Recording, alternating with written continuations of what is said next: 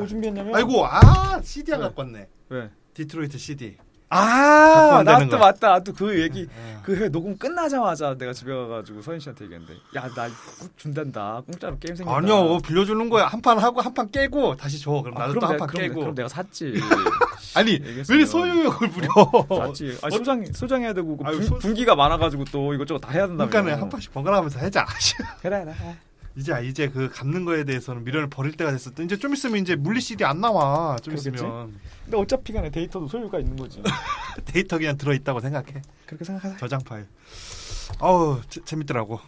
재밌고 이게 시의성도 있어 보이고. 그래, 한번 줘보시게. 그걸 게임을 하면서 무슨 생각이 드는 요즘 그 최근 들어서 제주도 저 예멘 난민이 좀 이슈돼 있잖아.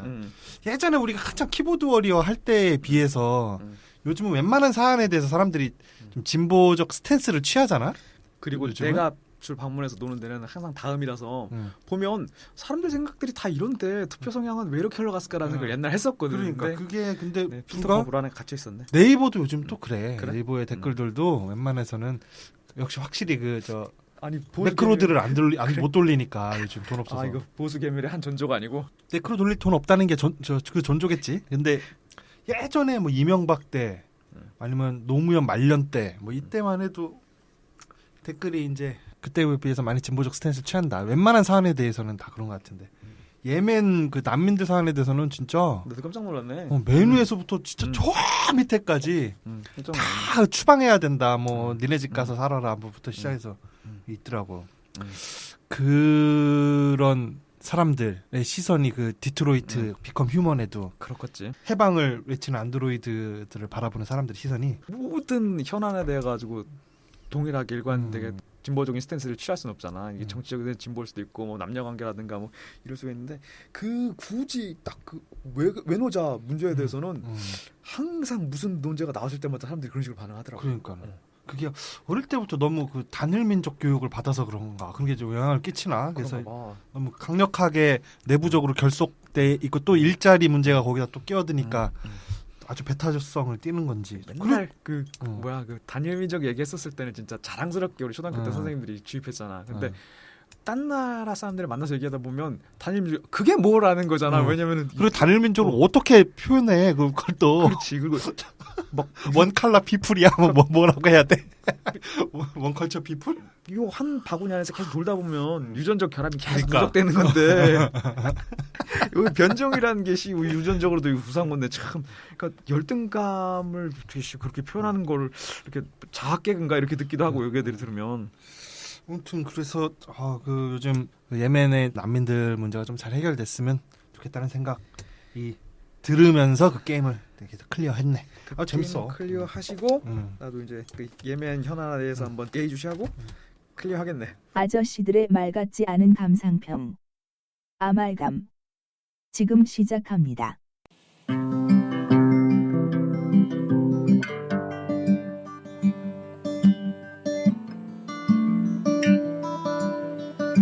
아말감 41회 시작하겠습니다. 이 작가야입니다. 네, 도토상입니다. 저희가 40회를 끝으로 파일럿을 끝내고 이제 새롭게 플랫폼을 이제 딱 갖춰가지고 정식으로 괜찮은 방송을 들려드리고자 노력을 할 것을 약속드립니다. 여의도에는 정계 개편, 스튜디오에는 파티 개편. 네, 그 아말감도 뭐 이물감이나 이런 걸로 바꾸죠. 그렇지. 듣고 있다 보면 자꾸 귀에 그 어떤 이물감이 있지. 여자친구가 교육해주면서 아니 그저께 파지 않았냐 이런 식으로 물어보더라고요. 아말감을 듣다 보니까 여자친구가 또 귀청소 서비스. 네, 저희는 그때 상황에 그 자기 그 잡이 있잖아요. 그걸 처리할 때 분담하고 있는 잡이 있는데 그때 부르는 호칭이 있습니다. 후비미. 자기야 후비미 어디 갔어? 이러면은 그 롤 모델로 이제 변신이 돼서 오죠. 그렇군요. 네. 설거지는 참고로 제가 합니다. 알고 있어요. 아니 오늘 영화 보시는 분들이 모를까봐. 아니 오늘 이 영화 소꿉놀이에서 민감하게 다루시죠. 네. 그렇습니다. 어떻게 한 주간, 2주간, 3주간, 3주간 잘 지내셨나요? 네, 영화 엄청 많이 봤죠. 엄청 많이 봤어요. 3주간 한가했나 보네. 저 말씀드렸잖아요. 지난주 토요일, 일요일 일했다고 일요일 10시 반까지 했어요. 언제 말했어 그 말을? 아까 방금 처음 만났는데. 계단 내려오면서 했죠. 그래? 네, 그건 안 네. 했던 것 같은데. 그렇구나. 자기 게임 얘기하느라 바빴지. 아무튼간 네. 네, 청년 마르크스 요거 봤고요. 청년 마르크스. 네, 그리고 네. 바르다가 사랑한 얼굴들. 일단 청년 마르크스 어땠어요? 청년 마르크스 저는 간단하게 리뷰. 그렇게 영화가 괜찮지는 않았어요. 재미있지는 않았어요, 솔직히. 근데 우리 아는 친구의 SNS를 들어가 보면 이 배역들이 다 아는 애들이니까 뭐 재밌는 거, 얘네 캐릭터를 아니까 재밌는 거 있잖아요. 그런 거 엥겔스랑 마르크스에 대해서 그래도 조금 배경 지식이 있으니까 아 이랬구나라는 역사책 보는 느낌? 근데 다른 뭐 극적인 재미 같은 거는 솔직히 없더라고요. 극영화죠. 네네. 모터사이클 다이어리나 이런 거에 비해서는 어때요? 체계바를 다룬. 그 모터사이클 다이어리 같은 경우에는 그래도 기승전결 같은 게 명확하고 갈등 구조가 좀 있잖아요. 근데 이거는 그러니까 기본적으로 큰 갈등은 얘들이 그 이석기 의원처럼 합정동에서 아로 모임 만들고서 그 국가를 전복시키려고 시스템을 전복시키려고 하는 요거잖아요. 근데 그게 크게 첫 버전을 방불케 하는 긴장감이나 이런 건 없어요. 그냥 그때 그러니까 우리 위인전기에서 청년 시절을 읽는 느낌. 그리고 우리를 압도했던 그 첫 문장. 지금 유럽에 하나의 유령이 떠돌고 있다. 예, 요거 쓰기까지 해서 그때 가슴이 항상 살짝 뭉클하는 그 정도. 그렇군요. 다음 바르다가 사랑한 얼굴. 네네. 네, 어땠습니까? 저는 이거는 괜찮았어요. 정말. 괜찮았어요? 그러니까 근데 영화관에 제가 잘 늦지를 않는데 그때 토요일 근무를 하고 되게 급하게 6시 50분까지 대한극장에 가서 봤는데 거기까지 가서 봤어요? 네, 그 시간대가 거기밖에 없어가지고 근데 조금 앞부분을 늦었는데 그게 예술영화 사연관인지 아닌지는 모르겠어요. 예술영화 사연관은 앞에 광고 없잖아요. 근데 딱 들어갔는데 오늘 이 소꿉놀이 이 다큐멘터리도 그렇지만 다큐멘터리는 대부분 두괄식이 많잖아요. 네. 결론 나오기 전에 이러이러한 것 때문에 내가 다큐멘터리를 제작하게 됐다라는 얘기가 나오잖아요. 오늘 이 소꿉놀이에서도 임신 진단 키트가 제일 먼저 딱 나오듯이 그 앞부분을 놓쳐버려가지고 너무 분노에 찬 상태에서 봤어요. 근데 앞부분에 아무것도 없어요. 벌써요? 네. 그래? 아무것도 없어요. 그냥 두 거장이 만나는 그냥 길에서 만나는 장면만 있어요. 그래. 제가 어디서부터 왔냐면 둘이서 커피숍인가 어딘가에서 그래 가자 하고 갑자기 떠나면서 그 카메라 모형의 차 타고 출발하는 거잖아요. 거기서부터 봤어요. 거의 처음이고. 그래요? 다행이네요. 네. 별거 없습니다. 얼마나 분노했던지 제가 늦었는데 저랑 동석했던 그 친구분 같이 영화 본 여자친구한테 막 기후벼주는 여자친구 따로 있고 같이 영화 보는 여자친구 따로 있고 요런 질문 나올 때마다 제가 노코멘트로 가기로 했어요. 이거 뭐 응대해도 그렇고 안 응대해도 그렇고. 네. 아니 그 같이 본 여자친구라고 하길래 그러니까 수사가 두 개 겹친 거예요. 따로 본 여자친구라면 웃기잖아요. 아무튼 그랬는데 그때 조금 분노와 짜증 좀 치밀었는데 제가 그거를 컨트롤하지 못한 점 이 자리를 빌어서 사과드리고요. 네, 아무튼 괜찮게 봤어요. 그리고 화면 자체가 너무 이쁘더라고요. 화면이 이쁘죠. 그리고 이야기도 이쁜 이야기예요 다. 네, 맞아요. 그러니까 어떻게 보면은 애들이 그냥 벽보 붙이고 다니는 이야기잖아요. 그래피티 하고 다니는 이야기인데 그림 자체도 되게 괜찮고 그리고 얘 바르다 진짜 바르게 크셨고 이분이 그 생존하는 누벨바그 그 거장 3명 중에 한 명이라고 하잖아요. 그래가지고 그런가 보다 역사적인 인물을 이렇게 또 만나는구나 하는 그런 감흥. 네. 저는 이 약간 서스펜스가 있더라고요. 네. 이걸 보면서 계속 불안불안했어요. 저 젊은 사진 작가와 저 할머니가 영화 말미에 키스를 하면 어떡하나. 그래서 너무 불안불안한 거예요. 그리고 마지막에는 장리 꼬다르. 고다르 고르다 뭐야. 고다르를 만나러 가잖아요. 못 만나잖아. 근데 거기서 이렇게 할머니가 이렇게 울잖아요. 그때 이렇게 위로를 막 해준단 말이에요. 옆에서 그 젊은 사진가가. 아이고 하나보다 키스를. 선글라스까지 벗잖아요. 선글라스까지. 내내 박상민처럼 선글라스 안 벗고 나오는데 그거를 위로하면서 벗어요 한번 할머니가 계속 너는 위아래도 없냐 선글라스 벗어라를 계속 하는데 안 벗다가 어머나 이거 드디어 하나보다 하는데 안 하고 끝나서 얼마나 다행인지. 저 키스하는 순간 그거 되는 거잖아요. 심영래 감독이 뭐죠? 용가리 말고 디워. 네, 디워에서 그냥 맥락 없이 키스한다면서 남녀 주인공이. 키스가 영화를 그렇게 만들기도 합니다. 그래서 그런 좀 서스펜스가 있었고 뭐 영화 내용적으로는 기승전결이랄 게 없죠. 그냥 각 지역과 그 오래된 그리고 소외된 그 시골 지역과 그 지역에서 삶을 살아가는 사람들의 얼굴 그리고 그 사연들 뭐 이런 게 그냥 쭉 나오면서 그 어느 식구가 있잖아요. 오래 보아야 예쁘다. 뭐 너도 그렇다. 뭐 이런 식구처럼 사람들 평범할 거 아무 특별할 거 없는 그 사람들의 얼굴이나 그 사연들이 자세히 듣고 자세히 보니까 또 예쁘고 아름답고 마음이 훈훈해지는 그런 영화 같아요. 그리고 그 초저예산 다큐멘터리로 알고 전 그렇게 생각하고 봤는데 랜덤으로 막 갑자기 즉흥성으로 갑자기 우르르 나와가지고 뭐 플래시몹 같은 거 하고 사라지는 그런 정도 줄 알았는데 프로젝트 하나하나가 면면이 진짜 자본이 없으면 안 되더라고요. 그 해안 그 컨테이너 선들 막 컨테이너 막 쌓아가지고 그거 같이 보신 분이 그 얘기 하더라고요. 돈 많이 들었겠다고. 네, 돈 많이 들었을 것 같더라고요. 근데 나는 그거는 그냥 그 노조의 도움을 받았을 것 같아요. 그러니까 그거랑 걔가 출력하는 그것도 차에서 이렇게 출력을 하잖아요. 그래서 뭐 작은 돈은 그죠. 아니죠. 그 출력기 플로터 같은 거 출력기도 1,000만 원대 훌쩍 그렇지. 넘어가거든요. 근데 그거는 걔가 원래 가지고 있던 거였잖아. 그 사진 작가가. 그 돈을 썼지. 걔가 걔가 그 돈이 미리- 없었으면 시작 못했지. 그러니까 미리 사진 작가 네. 이걸 네. 사놓고 썼는데 이 돈을 뽑아야 되니까 할머니 꼬셔서 네. 영화를 찍은 거야. 아니면 그거는 제작비에서 빼자. 원래 있었으니까. 팔다리도 원래 있었듯이. 그리고 그림 붙여주는 애들도 어차피 원래 친구인데. 아무튼 그래서 이게 또 예술가들 둘이 만나서 이게 자기들끼리 신나게 재미라고 노는 거잖아요. 장난치면서. 그래서 대사로도 나오죠. 그렇습니다. 네. 저 젊은 사진 작가가 그 할머니 감독을 이렇게 자꾸 약 올리니까 네. 너 내가 봐주는 거야. 이거는 저 장난이니까 봐주는 거야 하면서 네. 얘기하는데 그 예술가들이 모여서 이렇게 논다는 게 참 저런 거구나. 그리고 그걸 바라보는 것만으로도 다른 사람들에게 이렇게 재미와 감동을 주는구나. 네. 라는 생각이 또 들대요. 예술가는 위대한 것 같아요. 네, 위대한. 거기서도 그 뭐죠? 출연진이라고 해야 되나? 그쪽 인터뷰했던 분 중에 노동자 중에 한 분이 그런 얘기 하잖아요. 역시 뭐 예술은 아름다운 거라고 하든가 위대한 거라고 하든가. 네, 네. 하여튼 뭐 그런 말 하죠. 네. 그다음에 또 뭐 보셨습니까? 저 그 공포 영화 유전 있잖아요. 유전. 그거 혹시 보셨나요? 이건 저는 공포 영화 잘 안 보잖아요. 그래요? 하긴 그 공중부양하시죠. 저는 공포 영화 종종 보긴 하는데 네. 요거는 괜찮더라고요. 여기 많이 엇갈리던데 평이. 네. 근데 네.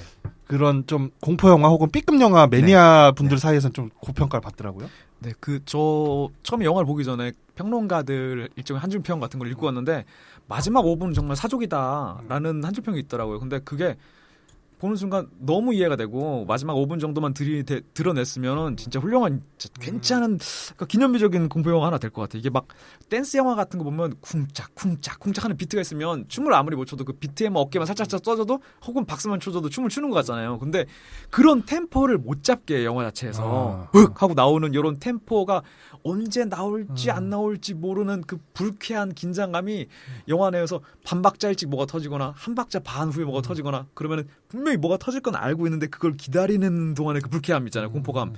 그거랑 그 오컬트 같은 게 주는 그 불쾌한 공포감 같은 거 있잖아요. 그런 게 쩔어요. 잔혹한 건 잔혹한 장면 많이 나와요? 있죠. 잔혹도를 뭐 100%라고 치면 뭐 얼마나 돼요? 그게 잔혹도 우리 웬만하면 애들은 잘 안 건드리잖아요. 잘 안 죽이잖아요. 애가 참 무참히 잔혹하게 죽어요. 그리고 가령 이거 까고 어차피 영화 안 볼 거는 까고 갈게요. 아니 나 보려고 지금 나 그래? 고민하고 있어. 극장에서 네. 내려가기 전에 보려고. 집에서는 안 보고. 네. 집에서 보면 기분 나빠. 아무튼 보세요. 그러니까 정말 공포가 그 막 설사가 밀려오는데 참아야 되고 아랫배에서 울렁울렁 하는 그 감정이 계속 유지가 돼요. 후반부에서. 이거 왜 보려고 하냐면은 네. 지금 극장에 걸려 있는 것 중에 볼 게 하나도 없어요. 좀 이따 그거 나오잖아요. 뭐. 뭐지? 그 스탑 모션 애니메이션 그 개들 나오는 거. 그거 웨스 앤더슨 예매해놨고.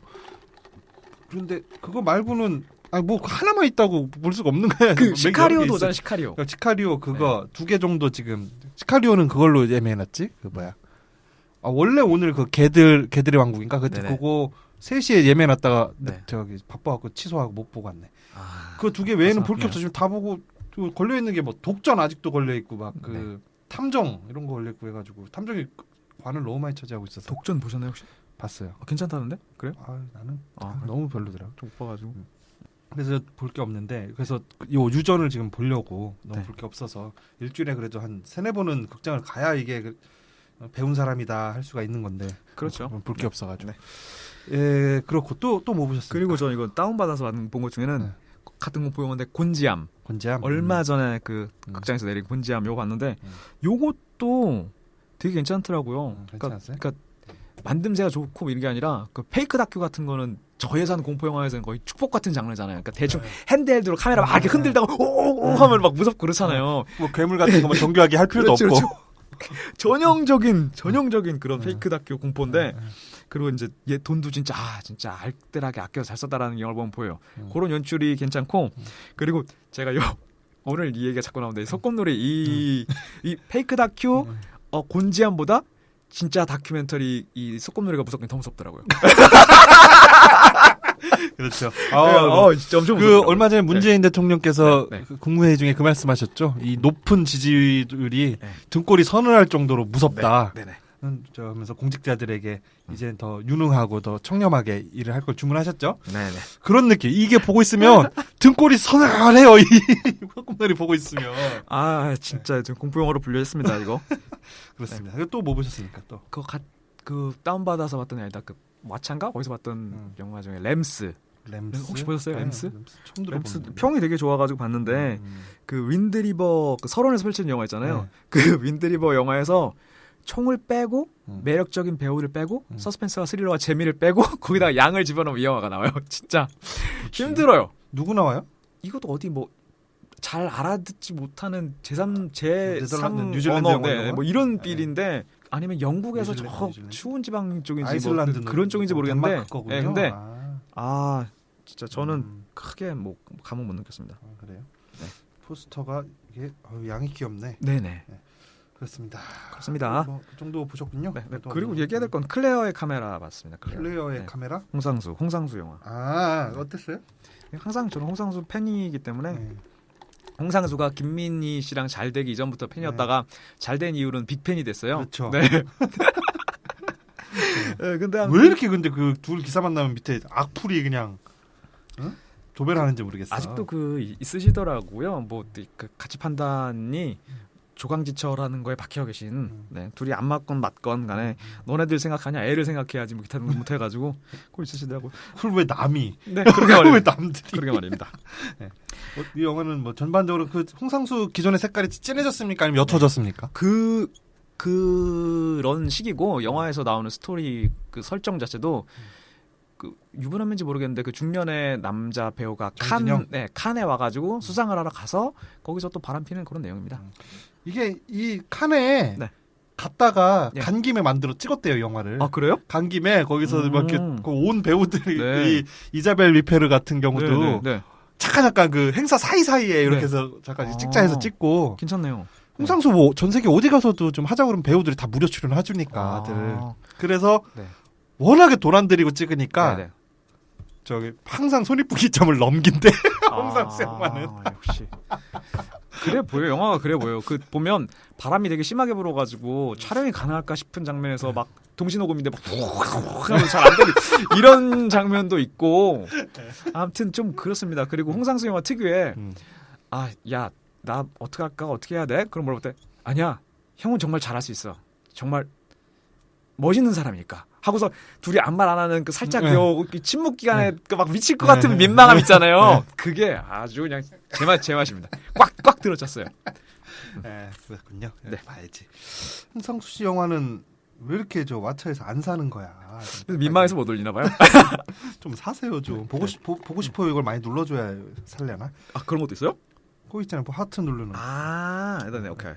그렇습니다. 살아왔습니다. 저는 뭐 근주간 본 영화 중에는 뭐 오션스 8도 보고 뭐 이렇게 봤는데 어떻습니까? 오션스 8 그냥 여배우만 볼만합니다. 여배우만. 네. 여배우들만 볼만하고 네. 또 이렇게 여배우들이 나와서 주체적으로 자기의 사건을 진행해 나가는 이런 영화들이 거의 없잖아요. 네네. 흔치 않죠. 그래서 뭐 그런 지점에서 의미가 있다 정도 볼 수 있을 테고 엔테베 작전 봤는데 네. 개봉했어요? 끝났어요 이제 이미. 그래요? 네, 이게 한 2주 전에 봤어요. 예전에 그 비슬 납치 맞나요? 비행기 네, 납치해서 네. 이스라엘이 이제 중동에서 저 자리 잡을 때 네. 국가를 세우고 그때 이제 독일 그 진보주의자들 공산당원들이 그 이스라엘이 팔레스타인을 괴롭히는 거를 중단하라 네. 의미로 이제 그 무력 투쟁을 하잖아요. 네. 그래서 그 이스라엘 비행기를 독일인이 납치를 해서 그 세네갈인가 콩고인가 하여튼 아프리카의 어떤 나라에 네. 착륙을 해서 거기서 이제 인증극 그리고 자기네 독립투사 이스라엘에서 체포한 독립투사를 풀어줘라 네. 그 조건을 내걸고 하는 그런 장면 그런 사건이 있었는데 네. 그거를 이제 담았어요 저기 영화로. 그래서 영화가 카메라가 취하고 있는 스탠스가 아주 중립적인 스탠스를 취합니다. 이스라엘 총리의 고뇌나 이런 것들을 이렇게 보여주고 그다음에 이 독일인들 납치범들은 계속 그거에 시달려요. 그 트라우마에. 야 독일인이 유대인을 납치해서 만약에 일이 잘못돼서 죽였다? 네. 전 세계가 어떻게 볼 것 같으냐. 그래서 그런 거에 대한 우리는 나치가 아니다. 우리는 네네. 혁명가다. 네. 자, 하면서도 그 이면으로는 그 두려움이 있죠. 그런 거를 이렇게 묘사를 양측을 다 이렇게 공정한 시선으로 다뤄서 했는데, 근데 공정하다는 느낌보다는 네. 악의 시대에 침묵하고 있는 것 같은 느낌이 들어요. 그래서 조금 좀 불편하게는 봤습니다. 그 말씀하신 걸 들으니까 영화 트레일러가 그대로 머릿속에서 기억이 나네요. 그래요? 우린 나치가 아니라고 외치던 그 장면이라네. 트레일러 보셨구나. 네. 그래서 근데 하여튼 뭐 이 배우들 연기도 좋고 특히 저는 이 여자 배우 별로 안 좋아하거든요. 이 로자몬드 파이크. 네. 내 아내를 찾아줘 맞나요? 네, 맞아요. 이게 좀 왜 지금 싶어요. 그래서 그런데 여기서 연기 너무 잘하고 멋있더라고요. 그래서 볼만한지는 않은데 네. 재미는 없습니다. 그 뭐라고 해야 되나? 외모가 조금 고급지면서 네. 아줌마틱하죠. 아줌마틱하고 이마가 너무 좁아. 네, 뭐 그런 것까지 개인적인 취향인데 네, 네. 그래서 볼 때 좀 답답한 느낌이 있어요. 황병 만나세요. 저는 이마가 넓고 네. 뿔룩한 스타일 좋아합니다. 전도연 씨 같은 개인적으로. 네네네. 그렇군요. 자, 그러면 오늘의 영화 들어갈까요? 20분이나 떠들었네. 네, 이걸 어차피- 좀 오래 해야 돼. 네, 오래 해야 돼요. 바빴다니까. 엄마 아빠한테 어떻게 말을 하냐고. 수빈이 임신했어. 상식이라는 게 있잖아, 넌 지금. 내가 과연 엄마가 될 준비가 됐을까?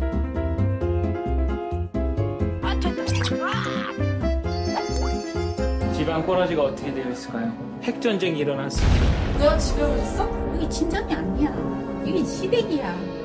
네가 원하는 꼴다 이루어! 이번 영화 소꿉놀이 다큐멘터리입니다. 네, 다큐멘터리. 네, 2016년 2월 25일 날 개봉했고요. 근데 이게 제작은 저긴 또 14년, 2014년으로 네, 나오더라고. 그렇습니다. 14년에 아마 완성해서 네. 졸작으로 썼나 봐요. 네, 그 영화 내용에서도 보면은 이걸 아니다. 제가 그 서치해서 보니까 이거를 6년을 찍었다고 하더라고요. 그랬을 것 같아. 네. 애가 벌써 뱃속에 있을 때부터 4살 때까지 찍었으니까. 그렇습니다. 전체 관람가고요. 저 가슴 노출 한 번 있습니다. 네. 깜짝 그리고 놀랐어요, 그 네, 장면에서. 수유하는 장면인가? 아니다. 차규라고 하나요? 네. 그리고 이 장르는 다큐멘터리를 표방한 호러 무비입니다. 이거 모니터 앞에 앉아 있으면 뭐 4D 영화관이 따로 없어요. 진짜 공포스러워요. 이제 세상에서 제일 무서운 놀이는 소꿉놀이로 하기로. 그리고 또 이런 걸 보면 많이 이런 영화들이 많이 나온다는 게 그 인구 절벽이랑 지방 소멸이 곧 도래한다는 청신 아니겠습니까? 그럴 때는 인간이 좀 더 존엄해지겠죠. 그렇겠죠. 네, 상영 시간 97분입니다. 좋죠. 네, 누적 관객 1,814명. 예, 감독 김수빈 씨 영화에서 직접 출연하시죠. 1987년생이시네요. 애기야. 네. 그 정도가 이 영화의 정보라고 할 수 있습니다. 그렇죠. 네. 이게 감독 김수빈이라는 감독이 자신의 임신 그 순간부터 아기가 한 4살 때가 될 때까지의 생활을 그대로 가감이 있는지 없는지는 알 수 없지만 네. 촬영을 네. 해서 다큐멘터리를 낸 거죠. 네네. 저기 졸작 학교 졸업 작품 때문에 촬영을 했대요. 네네. 그런데 꽤 잘 만들었죠. 네. 네.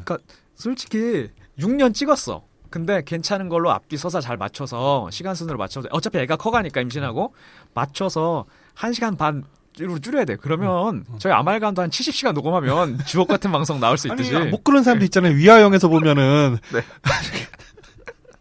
다큐멘터리가 시간이 네네. 몇 시? 8시간? 7시간인가 8시간인가. 네네. 존나 지루해가지고. 네. 결국에는 제가 못 내잖아요. 그러니까 루저 되잖아요. 그 양반. 그리고 이거 말고 B급 며느리라는 다큐멘터리 아세요? 네, 몰라요. 거의 비슷한 내용인데 처음에 어떻게 시작하냐면 여자가 나는 올해 최고의 추석을 보냈다. 이런 식으로 나와요. 그러니까 고부간의 갈등 때문에 시댁을 가지 않은 거예요. 그 해에. 근데 거기서 그걸 제작하는 남편도 그 프로듀서예요. PD 같은 거니까 맨날 카메라를 들고 다니면서 뭐든지 간에 항상 찍는 사람이야. 그리고 요 소꿉놀이에서도 이 여자분 나오면 영상을 전공했고 그리고 이쪽 뭐 이런 예술계 쪽 있잖아요. 그래서 항상 뭔가를 들고 다니면서 계속 찍었어. 그러다 보니까 편집하면 이 정도 퀄리티의 다큐멘터리 하나가 나올 수 있지 않았는가. 그 방향성이 그 수많은 찍혀져 있는 필름들 그 영상 자료 가운데 취사 선택해서 그 일관된 방향성을 유지해가면서 이렇게 쓰기 그 재미까지 주면서 하기가 좀 그래도 쉽지는 않을 텐데. 그럼요. 할 수 있으면 우리가 했지. 그런 거 면에서도 되게 잘 만들었고. 네. 긴장감이 항상 흐르면서 네. 시종일관 긴장감이 흐르니까 네. 보는 사람들이 뭐 지루하지 않게 잘 볼 수 있는 것 같아요. 그리고 이게 연기가 아니라 실제로 그 시간에 카메라 앞에서 벌어지고 있는 일이라고 생각하니까 옆에서 싸우는 걸 보는 거에 그 대한 긴장감처럼 긴장이 놓을 수가 없더라고요. 그렇죠. 네. 그래서 이 아말주스는 어떻게 주십니까? 아말주스. 아, 우리 아말주스 안 한 지가 오래. 그리고 나는 아말주스 들었는데 이렇게 생소해. 저 이거 공포 영화로 분류해서 한 75점 가야 될 것 같습니다. 75점. 네네. 저는 이거 한 80 갑니다. 80. 네, 85 갑니다. 괜찮네요. 이거를 네. 저는 여자들이 보면은 결혼한 여자, 결혼 안 한 여자, 결혼할 여자, 결혼 안 할 여자 어떤 누가 됐든 여성분들이 보면은 굉장히 그 공감하면서 같이 맞아 하면서 아우 막 우라통이 터진다 하면서 그 같이 흥분하고 같이 슬퍼할 내용들이 굉장히 많을 것이다. 네. 그럼 저도 그러니까요. 네. 그리고 남자들이 남자들도 막 봐야 된다고 생각해요. 네. 이게 조금이라도 좀 느껴라 이 여성이 겪는 이 애환에 대해서. 네. 그리고 그런 걸 다 느낀 후에 도토상님이 한 내뱉은 그 명언이 있죠. 결혼이란 나락으로 떨어지면 안 되겠구나를 그렇습니다. 서로 이렇게 뼈저리게 느끼고 인구 절벽 땡깁시다. 네, 우리의 저출산을 이 지구 전체로 봐서 인간들이 좀 너무 많잖아요. 어차피 이대로 살면 타노스가 와서 손가락 튕겨요. 그러니까 네. 빨리 우리 소멸의 길로 갑시다. 네. 하는 그런 걸 좀 느껴야 된다. 그럼 인건비 2배 된다니까요. 사람 없으면. 그렇지. 네. 그래서 저는 아말주스 85 드리고 적극적으로 모든 분들에게 이거 추천을 해드리겠습니다. 네.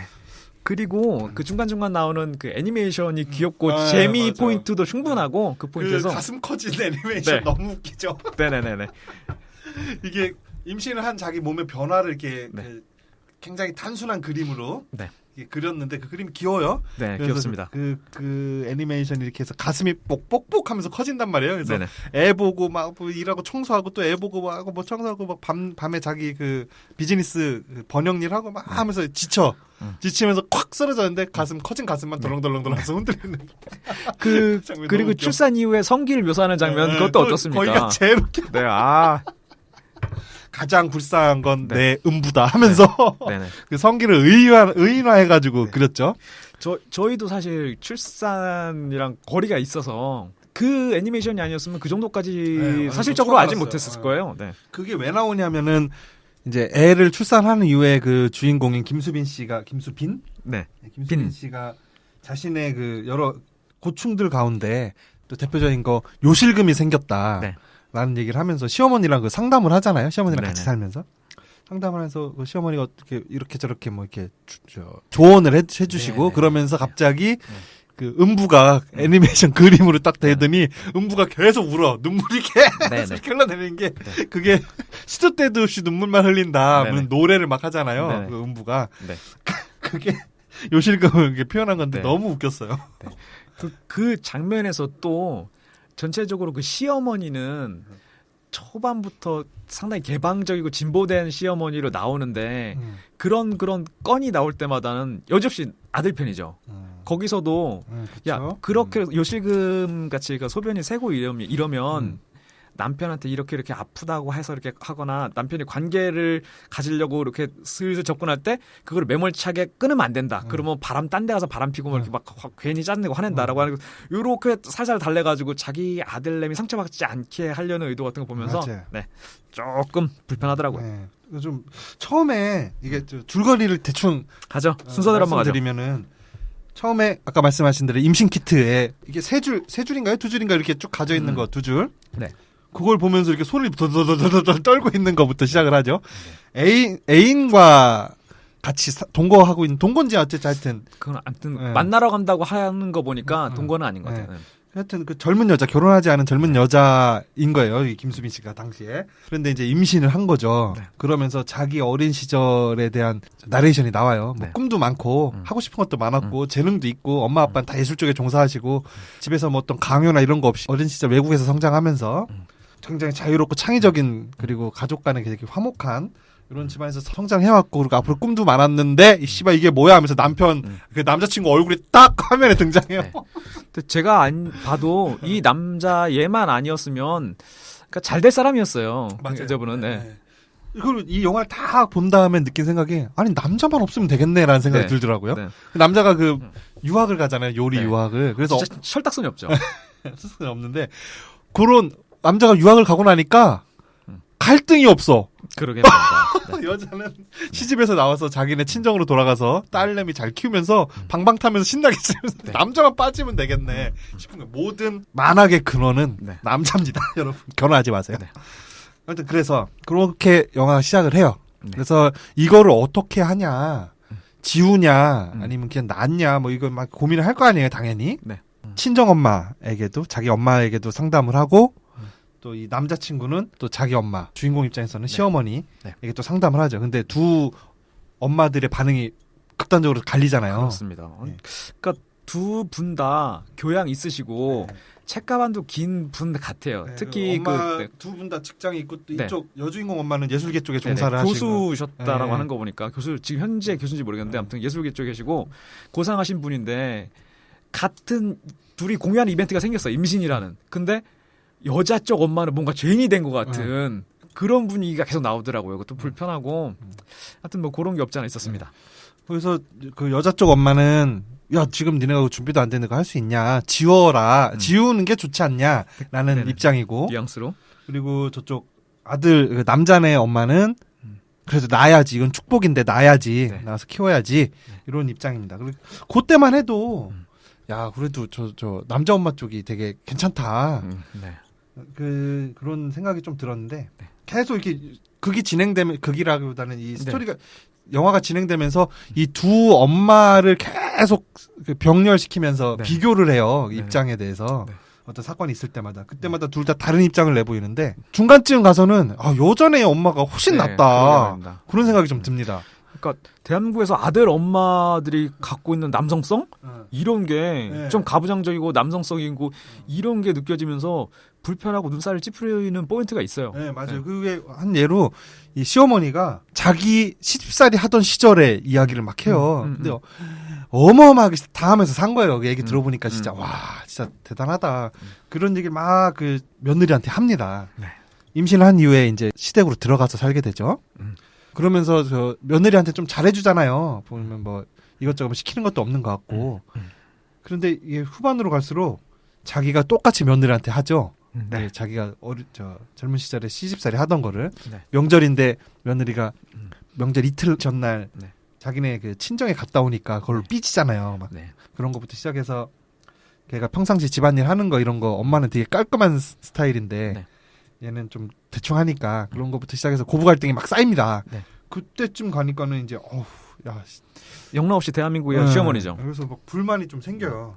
말은 되게 고상하게 하시는데 결국 얘기를 앞뒤 찔리고서 줄거리 한 줄만 제일 중요한 핵심 문장 하나만 남겨보면 이거예요. 이제 시집에 왔으니 너는 시집 사람이다. 네. 그게 보면서 저도 뭔가 이런 반전이 제가 범인이었어? 하는 반전이 좀 느껴지더라고요. 그렇게 이제 긴장감이 좀 이렇게 고조되다가 네. 여자애가 나중에 폭발하죠. 네. 예, 너무 힘들고 애 보는 것도 힘들고 네. 자기도 일은 해야 되니까 번역일 네. 받아서 밤에 하고 또 낮에 집안일도 하고 또 애 보고 남편은 유학 간다고 또 껍죽대죠. 뮤지컬 배우인데 진짜 철딱선이 없습니다. 앞으로 가장의 몫을 하기 위해서 자기 뮤지컬 그만두고 네. 요리를 배워서 제가 잘할 수 있는 건 또 요리니까 네. 초밥집을 차리겠다. 그래서 일본 유학을 갔다 오겠다. 네. 아, 속 터져. 그때 진짜 어떻게 해야 돼? 그때 그 얘기를 남편이 한 다음에 바로 그 친구들하고? 김수미 씨의 친구들한테 인터뷰가 넘어가잖아요. 근데 야, 그거 말도 안 된다고 같이 가야지라고 하는데. 같이 가면 몰라. 예, 혼자 가는 건 예, 절대 안 돼. 예. 막 그러잖아. 근데 뭐 어떻게 하는 게 맞아요. 저도 보면 같이 여자친구랑 왔는데 여자친구가 무조건 같이 가야 된다고. 네. 저는 갈 수도 있다고는 생각해요, 혼자. 네. 네. 저기 예전에 그거 보셨죠? 네. 디즈니 애니메이션 그거 뭐였죠? 멕시코. 네, 맞죠. 기타 씨는 그 네. 해골바가지들 나오는데. 코코. 네. 거기서도 보면은 아빠가 네. 자식도 있고 한데 자기 가수의 꿈을 이루기 위해서 나가잖아요. 네네. 나갔다가 후회하고 돌아오는 길에 사건을 만나서 죽어가지고 집에 못 돌아오는 그런 사연을 갖고 있죠. 네. 그 아빠를 욕할 수 있나요? 자기 그 평생 가져왔던 꿈을 이루기 위해서. 그러니까 욕할 수 있는 포인트가 사실은 직업이랑도 상당히 관계가 있는 것 같아요. 가령 이 다큐멘터리에서 거꾸로 남자 직업이 원래 직업이 요리사야. 일식집 조리사였어. 조리사였는데 자기 뮤지컬이 너무 하고 싶어가지고 브로드웨이로 떠나. 이러면 개새끼. 근데 원래 뮤지컬 하던 사람이었는데 자기 꿈을 접고서 일식 그 조리를 배우기 위해서 일본으로 떠나라고 할 때는 조금 감경 사유가 되는 거죠. 확실히 지 남편이다 보니까 그 남자의 입장에 대해서도 좀 따뜻한 시선을 보냅니다, 카메라가. 네. 그래서 애니메이션으로 그려주죠. 그것도 너무 귀엽게 잘 가장의 옷을 벗는 거. 네. 그 남편이 남자를 이렇게 그려놓고 자기 남편을 그려놓고 꿈과 가장 그 사이에서 막 그 갈등하고 있다가 지쳐서 저기 혼이 빠지는 그 애니메이션을 그려놓은 게 있어요. 그래서 그 남자의 그 고충 입장도 이제 잘 애정어린 시선으로 이렇게 바라보는데, 근데 그 남자가 그 일본으로 떠나는 거는 자기가 그래도 뮤지컬이라는 이제 불안정한 생활을 접고 그래도 아빠와 남편으로서의 책임을 하기 위해서 요리를 배워서 생계를 꾸려가겠다. 네. 그걸 잘하기 위해서 떠나는 거긴 하잖아요. 네. 근데 한국에서 계속 있는다고 해서 뭐 그렇죠. 안 될 게 없죠. 그러니까 일종의 그러니까 학위같이 간판을 따겠다는 것 같은데, 왜냐하면 처음에 이 일을 시작할 때 사왕과 뭔가 하는 일식집에서 시작을 했다고요. 그리고 허드렛 일이라 이거저것은 배웠을 거란 말이죠. 그러면 이제 일본에서 정식 무슨 코스를 수리하고 왔다라는 이 간판이 필요해서 가는 것 같은데, 제대로 배우고 싶어서 간 거죠. 왜냐하면 거기서는 한번 나오는데 거기 가면은 제대로 가르쳐 주는 거 하나도 없고 전부 와가지고 짜증만 내고 그런다고 한번 토로하는 장면이 나와요. 그럼 무슨 조리사 코스 같은 걸 일본에서 따러 가는 건가 본데요. 뭐 그런 걸 따로 가는 건지 아니면 진짜 식당 잘하는 장인의 식당에 가서 허드렛 일부터 배워서 어쨌든 제대로 배워서 와가지고 여기서 그 경쟁력을 가지고 좀 잘 좀 해보려고 하는 거잖아요. 그래서 좀 가정에 좀 안정감을 주려고 투자잖아요, 투자. 네. 근데 한국에 계속 머물면서 하면은 결국에는 식당에서 그냥 그 주방에서 허드렛 일을 하면서 그저 그런 상태로밖에 못 끌 것 같으니까 과연 그거를 이제 한국에 남아있는 마누라 입장에서는 어떻게 받아들일 것이냐를 봐야 되는데, 애가 너무 어리니까 그걸 좀 같이 키우고 나중에 가야 된다. 근데 같이 가면 현실적으로 같이 가면 체류비가 너무 많이 들죠. 그렇죠. 네. 네. 그래서 저는 뭐 좀 갈 수도 있다는 입장이긴 해요. 여자도 그렇게 주인공도 그렇게 받아들였으니까 보내준 거죠. 네, 그렇고 일단은 뭐 그 남자의 경제력을 영화를 통해 가지고 이렇게 보건데 부모님이 대줬겠죠. 그렇겠죠. 네. 그분의 누나도 유학을 가니까 누나 이쁘더라고요. 제 여기서 하나 적어놨어요. 누나 얘기 한번 할 것 같아서 누나를 적어놨어요. 네. 그래서 제가 따라서 나왔네요. 이 주인공도 그렇고 그 누나도 그렇고 나 아는 사람 같아. 지인 같은 느낌 이렇게 들어요. 네네. 어쩐지 철딱서니들이 없더라고요. 무슨 이 남자 같은 경우는 아까 그 얘기를 잠깐만 다시 돌아가서 남자 같은 경우 얘기를 해요. 일지망은 춤추고 노래하는 것이고 그리고 자기 두 번째로 좋아하는 건 요리하는 걸 좋아한다. 근데 갑자기 생긴 이 엄청난 책임감, 애 때문에 하나를 포기해. 그래서 일지망 포기해서 조금 덜 좋은 이지망을 선택했지만 여자 같은 경우에는 갑자기 생긴 이 경우에 자기는 엄마가 될 준비도 안 돼 있지만 어쩔 수 없이 온몸으로 다 받아치는 그렇죠. 거잖아요. 네. 둘이 경중이 너무 달라요. 비교가 안 된다고. 그렇죠. 당연히 안 되죠. 그러니까 결혼하면 안 됩니다, 여러분. 그거 결혼하면 무조건 여자가 손해예요. 그리고 하물며 얘는 잘생겼어. 뮤지컬 배우야. 저 여자도 주인공도 이쁘잖아요. 나 너무 이쁘던데. 그러니까 이거 보면서 누나 얘기랑 이 작가의 취향이랑 그리고 한 번은 시어머니가 그 발코니에서 트레드밀 위에서 걷잖아요. 관리 잘하셨다. 몸매기는 하실 것 같아. 3개는 하실 것 같더라고. 시어머니도 너무 미인이시고 특히 시어머니 그 젊을 때 사진 보니까 너무너무 미인이시던데. 네네. 저 아버지는 무슨 재주로 저걸 낚으셨나 싶을 정도로. 네, 그리고 그렇습니다. 현재도 너무 미인이시고. 네, 미인이십니다. 그리고 누나도 이쁘고 남자의 누나. 그리고 여주인공도 그 처음에 간 그 베이비 어페어 뭐 이런 데 가잖아요. 박람회. 거기 갔을 때 너무 예쁘시더라고. 그리고 화장 지우고 나올 때도 너무 예쁘고. 화장 안 한 게 더 예쁘시더라고요. 그러시더라고요. 뭐 예쁜 거로 갑자기 갔지만. 그래서 저는 그 남자가 간 이유도 자기 진짜 나 이거 정말 하고 싶어. 일본 가서 진짜 뭐 애니메이션 진짜 내가 어릴 때부터 꿈이었어. 이거 배워갖고 올 거야. 이런 것도 아니고 가장으로서 집안에 경제적 안정을 주기 위해서 내가 그러면 저 뮤지컬 꿈을 접고 저 식당 일을 하겠다. 근데 가서 한번 제대로 배워서 장사가 잘 돼야지 먹고 살 거 아니에요. 안정감이 있을 거 아니에요. 그래서 가는 거기 때문에 수긍이 좀 가는 면이 있어요. 저는. 저도 뭐 없지 않아 있습니다. 네. 근데 할 수 있죠. 많은 분들이 꼭 같이 가야지 아니면 가면 안 되지라고 하는 이유는 그 육아의 부담을 여자 혼자서 질 수가 그렇겠죠. 없기 때문이라고 생각하겠죠. 네. 당연히 유학하는 게 더 쉽지 애 키우는 네, 것보다. 그럼요. 그리고 우리도 보면 알잖아요. 같이 일하다 보면 애 있는 집안의 유부남들은 퇴근 시간이 지났는데 쓸데없이 앉아 있어요. 그렇죠. 네. 집에 가면 애 씻기고 재워야 된다고 네, 맞아요. 네, 맞아요. 하더라고요. 그럼 보면 그런 게 음. 여성분들은 잘 모르시겠지만 네. 되게 많죠. 다 그래요. 네, 다 그래, 다 네, 그래. 네. 그러니까 결혼하지 마세요, 여러분. 결혼하신 분들은 빨리 이혼하십시오. 그러니까 얼굴 보고 쫓아가면 이 다큐멘터리처럼 되고 능력 보고 쫓아가면 뭐 그것도 마찬가지죠. 네, 네. 마찬가지죠. 뭐 보모를 구해가지고 애를 키우지 않는 이상. 네. 그리고 부모를 그래서 키워도 이미 신체 변화가 생기잖아요. 애를 출산을 하면. 그렇습니다. 눈물이 줄줄 흐르죠. 네. 그래서 남편은 되게 철딱서니가 없다고도 볼 수 있고, 네. 또 그래서 이 남편하고 그 언쟁을 좀 많이 하는 장면이 굉장히 많이 나와요. 네네. 자, 뭐 빤스 다 내렸죠. 이거 네. 가리고 만약에 다큐멘터리를 우리에 관련된 다큐멘터리를 찍는다면 얼마나 페이스북처럼 멋있는 것만 네. 올리려고 애를 네. 쓰겠어요. 이런 것들 가리고. 근데 욕실에서 애를 씻기면서 남편이랑 싸우는 이 그 장면은 진짜 씬에서는 열받더라. 예. 그러니까 진짜 열받더라고요. 열받고 제가 볼 때 남자가 그렇게 꼰대같이 훈계하기엔 잘한 게 하나도 없어요. 네. 거기서 뭐라고 하냐면 그 남편이 밖에서 이제 식당 일 뮤지컬 그만두고 식당 일을 하고 들어와서 집에서 그 애를 씻기고 있는 와이프한테 집안 꼬라지가 이게 뭐냐라면서 네. 굉장히 뭐라고 해요. 그러니까 여자는 또 거기서 대고 또 뭐 죄인인 마냥 별다르게 대꾸도 못 합니다 또. 이거 우리 아버지 세대들이 하던 얘기예요, 이거. 그 장면에서 굉장히 화가 나는데 그게 평균적인 모습일까? 글쎄, 저는 저도 남의 집안에 이렇게 싹 들어가 살아본 적이 그리고 여기에서 남편이 와이프한테 청소를 똑바로 하라고 하면서 애를 씻기는 와이프한테 이렇게 얘기합니다. 야, 네가 책임지고 있는 구역은 너 방은 지저분하게 하더라도 너가 책임지고 있는 구역은 깨끗이 해야 될 거 아니야. 거기 침실, 거실, 부엌 그렇게 열거하는데 그거 빼면 집에 뭐 남아요? 현관? 아빠 방 예. 하고 누나 방 그만 남는 거지. 예.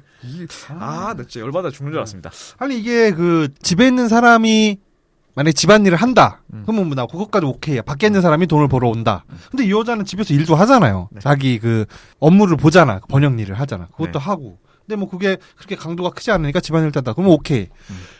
육아를 하잖아. 또 거기다 대면. 네. 육아는 그러면 나눠서 반반씩 해야지. 그렇습니다. 아니면 육아를 이분이 전담하고 있다면 집안일을 반반씩 하든가. 네. 육아까지 집안일은 아니잖아요. 그러면은 애 없이 사는 사람들은 그럼 집안일을 하는 주부 입장에 있는 사람이 항상 뭔가 좀 덜 하고 있는 거야? 그게 아니잖아요. 집안일을 하고 바깥일을 한다 그러면 그게 공평한 상황에서 애가 생겼다 그러면 애에 관련된 일은 또 둘이 반씩 나눠서 해야지. 그래야 공평한 거지. 육아와 집안일 모두가 집에 있는 주부의 역할이라고 남자는 좀 생각하는 것 같더라고요. 네, 그렇습니다. 그리고 너무 비겁해요. 그러니까 애랑 와이프 같은 경우는 집에서 항상 붙어 있지만 남편은 일을 끝나고 와서 얘를 도와줄지 혹은 일을 끝난 상태로 거기서 계속 머물지 바깥을 배회하다 올지는 선택이 가능하잖아요. 여자는 선택지가 없잖아요. 그치. 그리고 들어와서 피곤해 죽겠어. 오늘 하루 종일 앉아만 있었는데 그런 얘기 할 수 있고. 그러니까 이 여자 입장에서 보면은 어떻게 됐든 간에 당할 수밖에 없는 거예요. 그리고 죄책감으로 손가락질 받을 수밖에 없고. 맞아요. 하여튼 그 장면이 좀 답답한 장면인데 그런 장면들이 이렇게 계속 연속이 되면서 속 터져요. 갈등이 되게 고조되어 가요. 네. 근데 이 여자가 또 그렇다고 막 징징대거나 막 여기저기 다니면서 하소연하거나 또 그런 장면은 안 나오고 그 스스로 해결하려고 하죠. 네. 근데 해결이 안 돼. 결국에는. 해결되는 문제가 아니잖아요. 네. 계속 이 남자분에 대한 분노가 아직도 남아있는데 아까 욕실씬에서 이 남자가 논리를 구축해서 쌓아나가는 순서를 볼 때 그게 얘기하는 게 진짜 우리 삼촌 할아버지 아니 삼촌이나 아버지 세대예요. 그러니까 야 과연 너가 그렇게 정치하는 사람들 비난하면서 너가 그러면 내 집안은 이렇게 깨끗하지 못하는데 나는 나라를 위해서 이렇게 큰 일을 하겠습니다라고 나가서 말할 수 있어?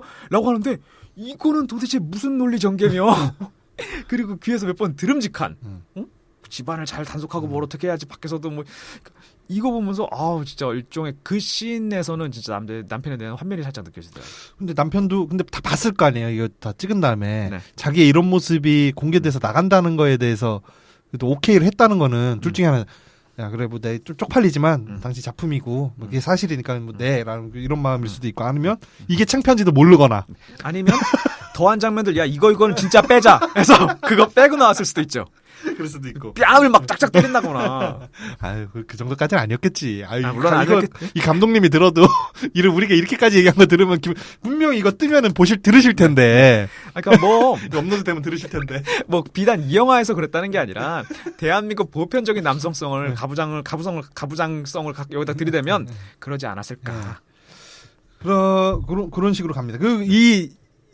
이 사람들의 갈등, 고부 갈등도 있고 남편과의 갈등 그리고 이런 게 또 애니메이션으로 한번 정리돼서 나와요. 그래서 막 며느리 막 울고 있고 시어머니 막 방에 앉아갖고 쟤는 뭐 말만 하면은 할 말만 다 하고 그냥 울고 답답해 하면서 막 궁시렁궁시렁 하는 거 애니메이션 막 나와요.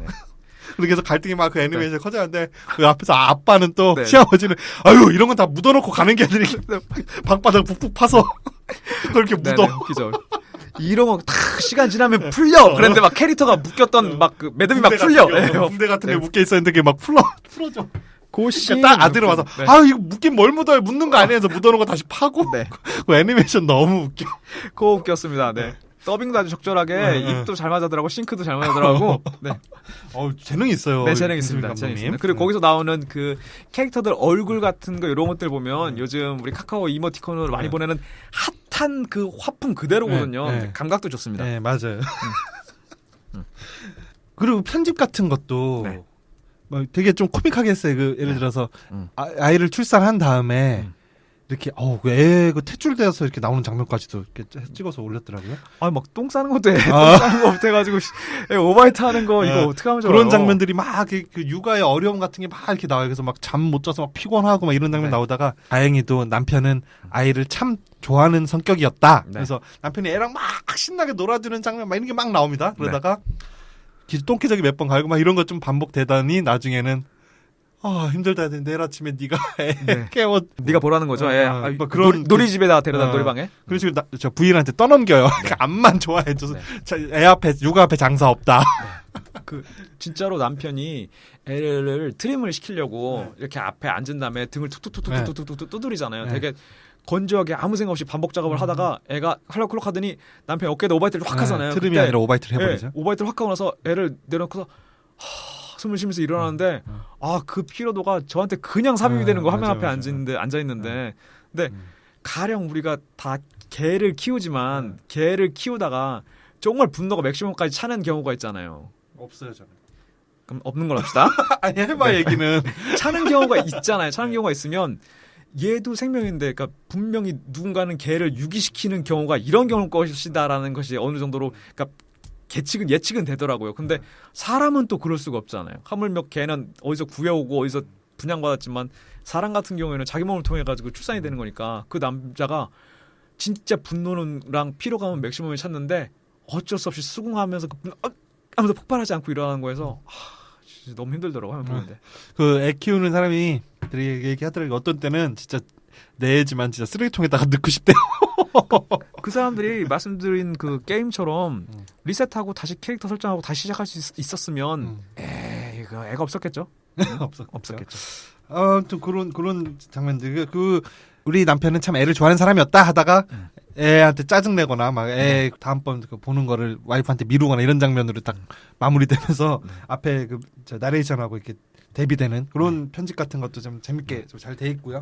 제가 또 봤던 그 편집점 중에서 진짜 좀 괜찮았다고 생각하는 게 남편 출국신에서 남편이 떠난다고 하면서 공항으로 이렇게 남편 뒷면 살짝 나오잖아요. 거기서 충분히 최루성 연출이 가능했거든요. 근데 되게 간결하게 떠났다 그리고 떠났다 하면서 바로 딴 장면으로 넘어가요. 그래서 저 장면 되게 간결하고 눈물 일부러 뺄려면 뺄 수 있는 포인트인데 간결하게 정리가 됐고 넘어갔구나. 그러면서 그 장면 보면서 또 이 작가는 또 그거 보시고 나서 우리 같았으면 눈물 빼고 뭐 어떻게 싼마이로 만들 것 같은데 가다 보니까 주머니에 편지가 있네 이렇게 했을 텐데 진짜 간결해서 이런 얘기 할 것 같더라고요. 네, 맞아요. 그 장면에서 그리고 그 나레이션하고도 잘 맞아요. 나레이션에서 뭐 드디어 떠났다 눈 깜짝할 새 떠났다 하면서 그 장면이 눈 깜짝할 새 지나가요. 그냥 그러니까 이렇게 공포영화 훌륭한 공포영화 감독들은 굳이 깜짝 놀라는 장면 없이 이렇게 공포를 연출해냅니다 분위기를. 맞아요.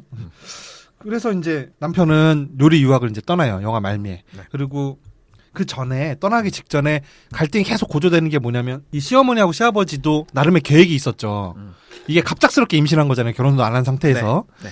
그러다 보니까 애들이 아직 자리를 못 잡았다 보니까는 집안에 들여서 같이 사는 거잖아요. 네. 그러니까 자기들 계획이 깨진 거야. 그게 뭐냐면 자기들도 이제 육아에서 벗어나서 애들 네. 키우는 거에서 벗어나서 노인이 되기 전에 남은 짧은 그 젊음이 아직 있을 때 네.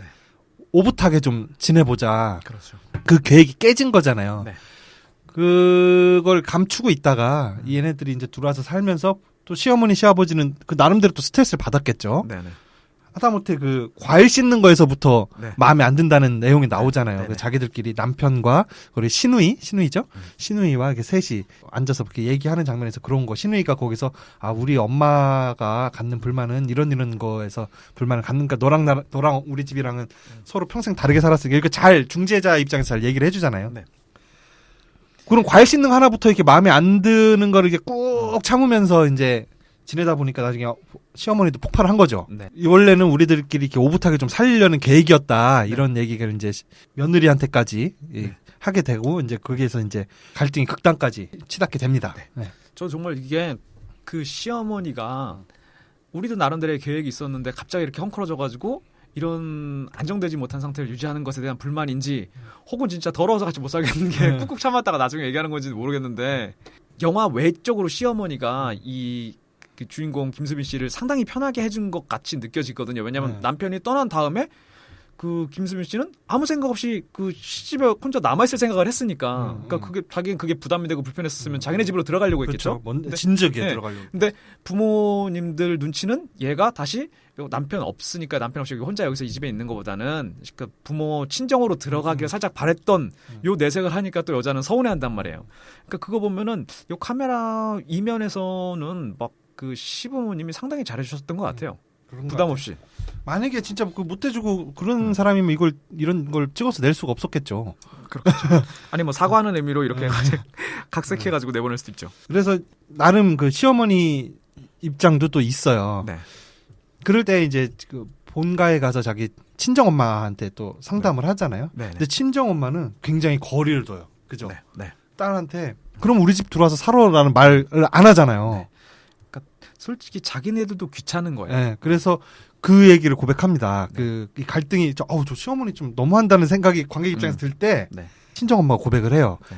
너희가 처음 임신 소식을 가져왔을 때 이 일 어떡하나 이거 나라고 할 수도 없고 그리고 우리 집에 데려와서 우리가 같이 보살펴준다 니네를 데리고 산다는 건 상상도 하지 못했다. 네. 우리 그럴 여건이 안 된다는 얘기죠. 돈이 없어서 안 되는 것 같지는 않아요. 보니까 네. 각자의 그 사회적 생활이 있기 때문에 그럴 너희들을 보살펴주고 키워줄 여유가 없다. 네. 홍대 인근 주택에 살면서 마당에 개도 키워요. 네. 그러다가 두 분 다 교수직에 계시고. 그리고 작업실도 어마어마하게 좀 네, 화려하게 네, 크게 해놓고 계시죠. 네.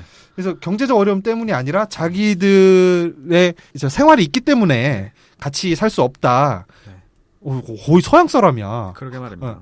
그런 입장인데 시어머니께서 사돈어른께서 이렇게 흔쾌히 이렇게 보듬어 주신다고 하니 자기는 너무 고맙고 뭐 눈물이 날 지경이었다 이런 얘기를 이렇게 합니다. 그래서 저 시어머니도 이렇게 희생한 게 있었구나. 네. 이런 생각이 들면서 저기 시어머니만 나쁜 사람만은 아니었네. 네. 그런 생각이 들 때 나레이션이 쫙 나오죠. 내 인생에 갑자기 찾아온 우리 딸 네. 뭐 노아 맞죠? 노아처럼 네. 우리 시어머니에게도 우리 부부 그리고 노아가 시어머니 인생에 갑자기 돌발 사고처럼 끼어든 짐, 뭐 부담 이었구나 라면서 이렇게 깨닫는 장면이 나와요. 요거 너무 미움 안 받으려고 네. 살짝 무마하려고 넣은 멘트 아닐까 싶기도 그래요? 합니다. 네. 저는 요 전반적인 줄거리가 네. 저는 그렇게 봤거든요. 이게 꿈과 가능성, 의욕이 넘치던 하나의 사람이 네. 결혼과 출산 이후에는 결국에는 집에서 그냥 종일 애만 보는 삶으로 네. 귀결돼 버리잖아요. 네. 그 사람이 얼마나 가능성이 있고 능력이 있었고 그런 건 상관없이 능력이 있던 사람이든 능력이 없던 사람이든 큰 꿈을 꾸던 사람이든 안 꾸던 사람이든 그냥 쭉 그냥 집에서 애 보는 아줌마 여기서 나오는데 아줌마가 그냥 돼버리잖아요. 네. 자기가 모르게 그 놀이터에 있는 타자에 의해서 애에 의해서 그냥 규정이 돼버리잖아요. 그 순간에. 그런 장면이 나와요. 네. 그러면서 걔한테 어머 나 아줌마야? 그러면 누나하고 아줌마는 차이점이 뭐야? 그러니까 애가 이쁘면 누나. 나도 어릴 때 그렇게 대답했었거든. 옛날 생각나더라고. 그러면서 그렇게 애 키우고 저 이렇게 막 정신없이 뒷바라지하면서 살다 보니 결국엔 또 찾아오는 게 갱년기야. 네. 그러니까 이게 여성의 삶에다 바치는 어떤 네. 뭐 헌사? 찬가까지는 아니죠. 네. 뭐 헌사 정도 되는 것 같은 느낌이 들었어요. 그래서 그 시어머니와 며느리를 전면에 내세워서 그 사람들의 입장을 한 번씩 보여주면서 그 서로를 이해시키는 그런 영화라고 봐서 이게 굳이 좀 미움을 좀 안 벗고 좀 사죄의 의미로 그 장면을 한번 넣었다는 생각은 안 들고 그게 애초에 목적이 아니었나 하는 생각이 들더라고요. 저도 이게 진짜 위로의 공포 영화긴 한데, 그러니까 위로의 영화긴 한데 그런 거 있잖아요. 우리는 JTBC 보는데 엄마는 TV조선 봐. 네. 그러면 슬쩍 JTBC를 틀어놓고 내가 보지 않더라도 어떤 사건에 대해서 어떻게 얘기하는 걸 왜 엄마가 보면서 뭔가 쌤통인 거 고소한 거 이런 것들 있잖아요. 그냥 봐라 이게 저게 현실이에요. 이런 것도 있잖아요. 그러니까 이 영화 자체도 여자분들이 보는 것도 좋지만 이 여자분들이 내 남편이 이걸 봤다는 것 그거 하나만 만약에 보면 그거 하나만 갖고 얼마나 많은 위안을 받고서 뭔가 속이 시원할까 싶습니다. 네, 맞아요. 네. 그래서 남자들하고 같이 봐야 된다니까. 그리고 사실 비단 이 영화에서 나오는 이것뿐만 아니라 대한민국에 있는 모든 유부남은 이런 식으로 자기 반쪽의 미래와 희망과 꿈을 뺏어간 사람이잖아요, 사실. 그렇죠. 네. 그것에 대해서는 이 영화 관람객 수가 너무 아쉽습니다. 1000명, 1800 몇 명? 네. 아이, 그래도 왓챠 플레이에 올라와 있으니까 좀 더 보지 않겠어요? 봐야 돼요. 네, 봐야 돼. 요거랑 B급 며느리랑 한번 패키지를 봐주시면. 네. 네. 그렇게 갈등이 고조돼 있고 그 갈등들이 어떤 것도 해소되지 않은 상태에서 네. 남편은 유학을 떠나요. 네. 유학을 떠나고 진짜 어떡하면 나 진짜. 그러고 주인공 김수빈 씨는 네. 거실에서 이렇게 아무도 없는 집을 엄마 아빠가 시어머니 시아버지 다 네. 일하시니까 그리고 신우이는 유학 갔죠. 네.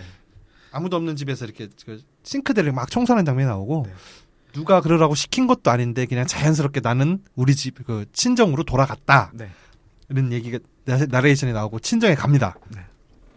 저 친정에서 남편 없는데 그냥 애 키우면서 애가 쑥쑥쑥쑥 커. 이제 뭐 4살 됐어, 4살. 네.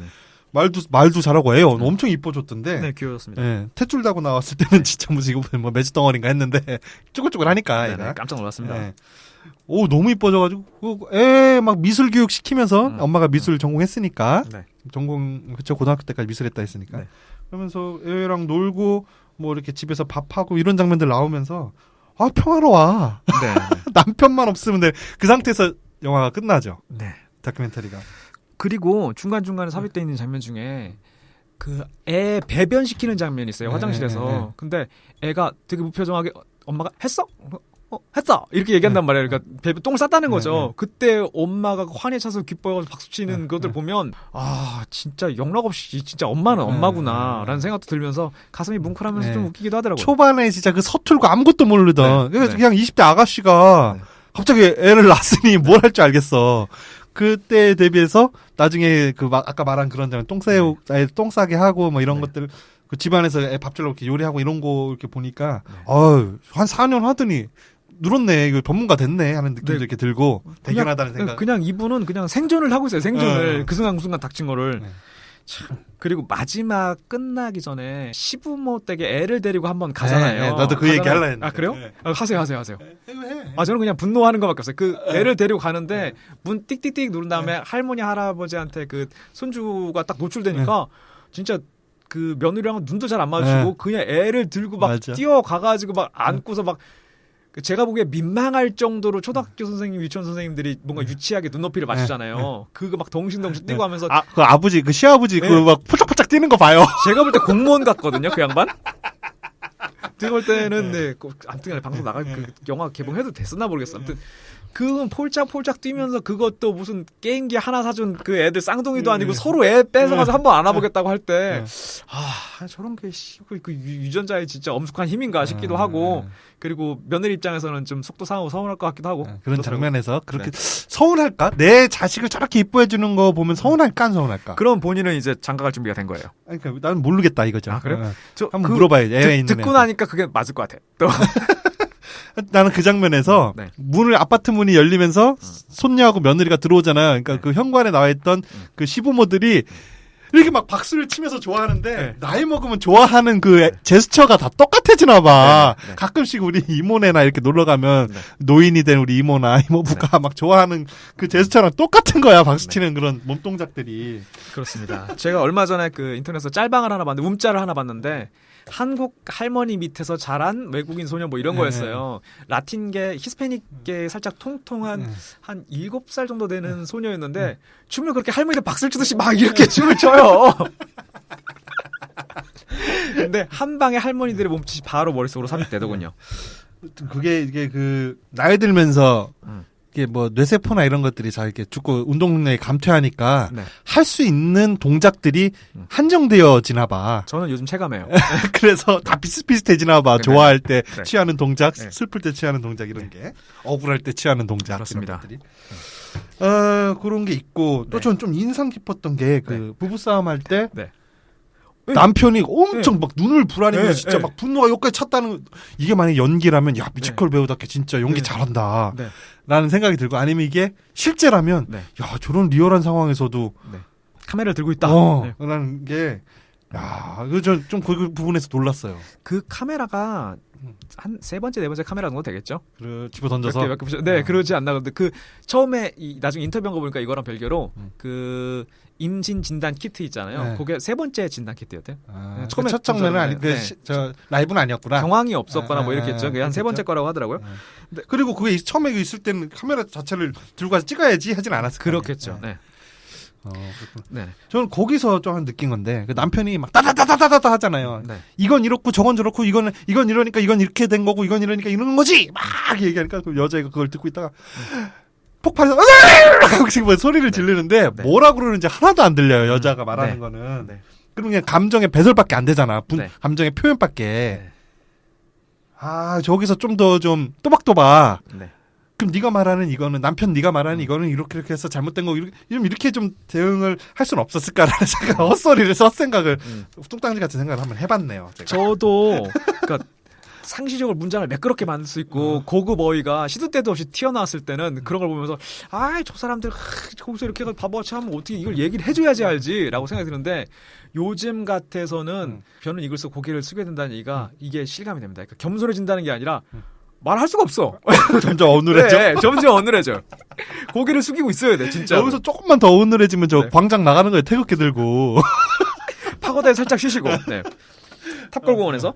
근데 아무튼 그거고 제가 최근에 말씀드렸을 적이 있는데 아까 말씀드렸는데 이번 주 일요일 날 10시 반까지 야근을 했어요. 저희 대표 지난 일요일? 대표님이랑 함께 야근을 해서 한 10시 반까지 업무를 보고 있는데 대표의 초등학생 아들이 전화를 한 거예요. 그 10시 정도 된다면 대기층에서 아빠 언제 오냐고 빨리 오라고 아빠 빨리 오라고 그러니까 그렇지. 아빠 늦어 지금 가도 막 계속 12시 내가 넘어야 될 것 같아 먼저 자 그러면 아빠 그럼 언제 보냐 그럼 내일 아침 일찍 일어나서 아빠 그럼 나오기 전에 일찍 일어나서 아빠 보면 되겠네 뭐 이런 식으로 얘기를 하는 거예요. 그래서 그 전화 끊은 다음에 제가 치킨 사가기로 했어요? 라고 물어봤지. 애가 대체 왜 기다렸느냐 당신을 보겠다고 이 시간에 라고 하는데 그게 제 내심 제가 가졌던 의무는 정말 순수하게 자식이라서 아빠를 보고 싶어서 이 시간에 전화를 해가지고 빨리 일 그만 때려치고 오라고 한 것이냐라고 하는데 총각은 모른다라고 하는데 그 한마디 듣고 나서 그 이전에 영화를 보고 막 이렇게 했었던 것들 할아버지들이 덩실덩실 뛰고 하는 것들이 조금 수긍하더라고요. 공감은 못합니다. 공감하는 상황까지 가기도 싫고 저는 공감은 하는데 당연히 보러 오라고 하겠지. 네.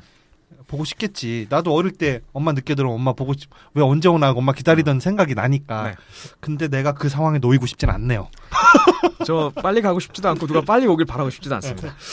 그렇습니다. 이렇게 돼서 이게 영화를 쭉 보다 보면은 그래프를 그려서 네. X축은 시간이고 Y축은 그 호감도라고 친다면은 네네. 시어머니의 호감도라고 친다면은 이게 처음에 캐릭터별로 다를 수가 있겠네요. 네. 처음에 이게 물결이죠. 처음에 되게 고점에 시작해서 저 중반쯤 되면 저점으로 떨어졌다가 영화 말미에 가면 다시 네네. 상승하는 이 네네. S자 곡선을 그리는데 네.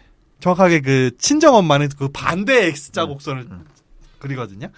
친정 어머니네 집 가풍은 되게 엄청 자유롭죠. 네네. 딸내미가 친정 엄마를 만나러 갔을 때 집안에서 겪는 그 시집살이에 대해서 이야기하잖아요. 네네. 어머니랑 갈등이 시어머니랑 이렇게 좀 높아졌을 때, 그러니까는 친정 엄마가 한다는 말이, 니네 할머니는 엄마한테 한 번도 시집살이 같은 거 안 시켰고, 엄마가 좀 바빠갖고 좀 늦을 것 같아요. 그러면 아우 바쁜데 오지 말아라 이런 말씀 먼저 하시고 항상 다른 것보다 너는 괜찮니 이거부터 챙기셨다. 뭐 그러면서 할머니한테 카메라가 딱 가죠. 네. 일단 할머니가 살아생전에 시어머니를 본 적이 없어. 네. 그래서 할머니 시집살이 안 했으니까 난 하나도 안 했지. 그냥 네 할아버지하고 사느라 바빴지.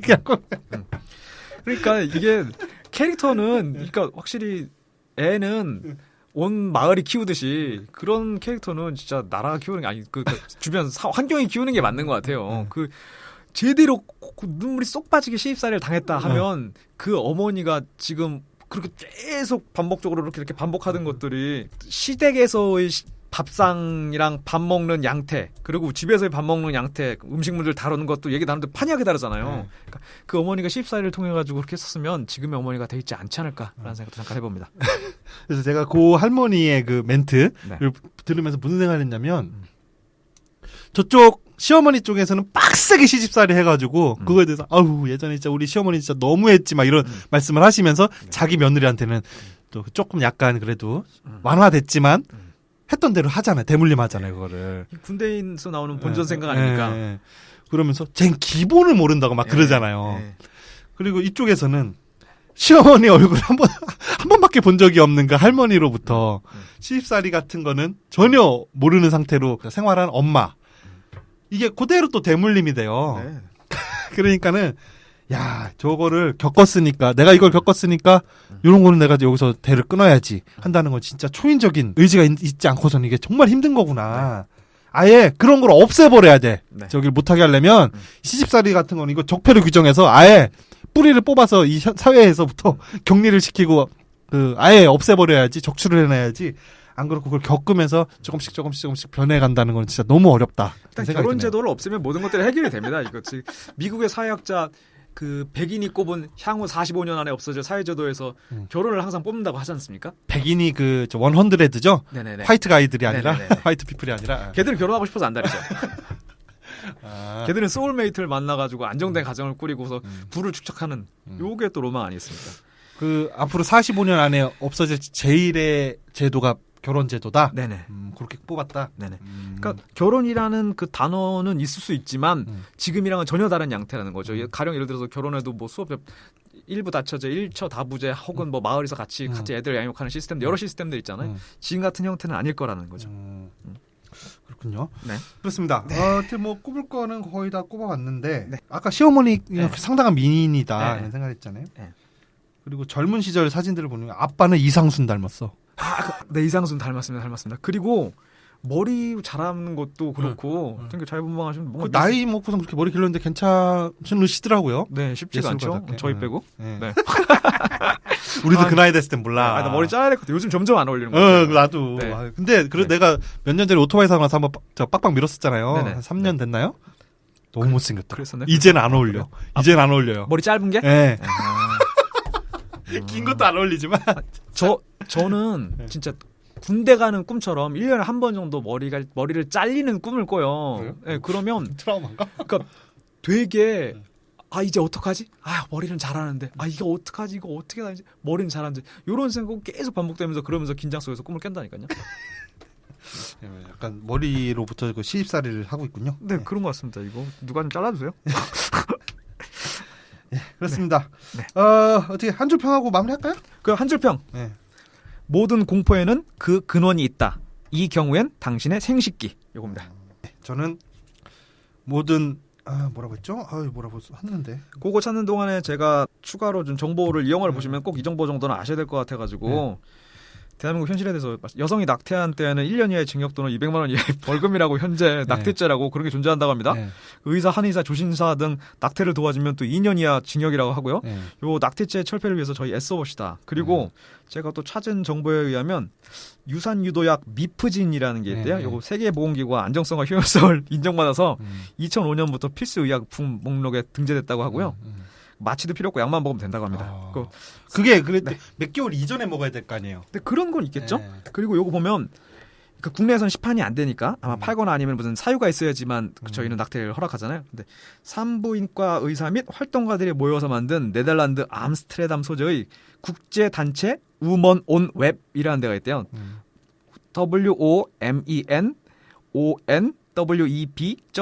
WOMENONWEB.org 여기는 그 임신 중단이 그 불법인 나라에 살고 있는 사람들한테 위해서? 만약에 희망을 하면 일정 금액을 기부를 하면 약을 보내준다고? 미프진을 송부한다고 합니다. 아. 네. 일단 인구 절벽 빨리빨리 땡겨야죠. 목전으로. 이게 우리가 뭐 낙태가 좋은 것이다라는 얘기를 하는 것이 아니라 여성들이 자기 신체 결정권을 스스로 행사할 수 있어야 그렇습니다. 된다라는 의미에서 하는 말이죠 이게. 그렇죠. 네. 그리고 산모의 건강권에도 네. 바로 직결되어 있습니다. 그 미루다가 나중에 중절을 받으러 가는 경우에 이 불법이니까 다 네. 불법으로 하면 내 몸에 어떤 그렇죠. 후유증이 생기거나 생겨도 보상받을 길도 없고 그래서 물론 피임이 제일 중요하죠. 그렇죠. 피임이 제일 중요하지만 저 원치 않는 임신이라거나 이런 걸 했을 때 여성들이 스스로 결정해서 스스로 그걸 행할 수 있는 권리가 보장되어야겠죠. 저의 한 줄 평은 그겁니다. 빡센 결혼 생활을 유지해 나간 엄마들에게 바치는 헌사. 네네. 이거는 전 정말 뭐 많은 분들에게 추천드리고 싶고 재미로만 봐도 굉장히 재밌어요. 진짜 네. 소꿉장난 하는 것처럼 이 젊은 부부가 네. 좌충우돌하면서 네. 꾸려나가는 그 일상 그것도 재미있고 갈등이나 이런 것들이 처해 있을 때 이 여자 주인공이자 감독 김수빈 씨가 애니메이션이나 그 편집으로 표현해 나가는 그런 방식들 이런 것도 굉장히 위트 있고 세계발랄합니다. 네. 좀 볼만하고 그 또한 남자들은 잘 모르는 네. 자기 와이프의 심정 그리고 네. 고부 갈등 모른다고요 남자들은 네. 그 고부 갈등 그 아빠 봐봐 이런 건 묻어놓고 가는 거야 하면서 네, 이렇게 막 네. 묻는 장 세대별로 어떻게 학습받았는지가 고스란히 드러납니다. 영화를 통해서. 이런 것들을 살짝 또 엿볼 수 있는 기회가 또 된다 남자들한테는 그래서 남녀노소 공이 이게 다 추천드리고 싶네요. 네, 저도 이거 대한민국 성인 남녀라면 보고서 공감이나 재미를 못 얻을 사람은 없을 것 같아요. 네. 너무너무 재밌는 것 같아요. 네.